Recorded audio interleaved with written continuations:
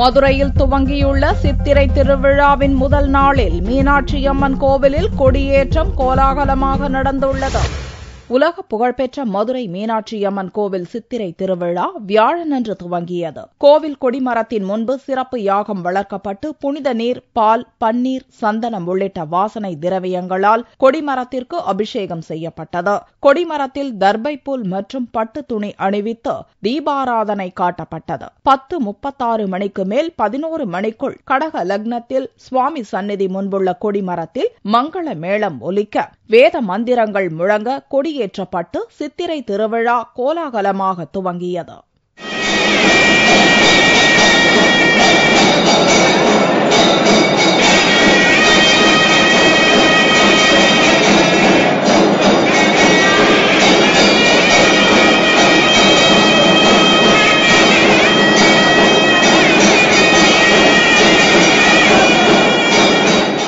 நாள்தோறும் அம்மனும் சுவாமியும் பல்வேறு வாகனங்களான கற்பக விருட்சம், சிம்மம், தங்கச் சப்பரம், பூதம், அன்னம், காமதேனு, தங்க குதிரை, நந்திகேஸ்வரர், யாழி, ரிஷபம் ஆகிய வாகனங்களில் பல்வேறு மண்டகப்படிகளில் எழுந்தருளி பக்தர்களுக்கு அருள் பாலிப்பர். தொடர்ந்து மே 8ஆம் தேதி மீனாட்சியம்மனுக்கு பட்டாபிஷேகம், 9ஆம் தேதி அம்மன் திக்விஜயம், மே 10ஆம் தேதி திருக்கல்யாணம், மே 11ஆம் தேதி காலை திருத்தேரோட்டம் நடக்கிறது.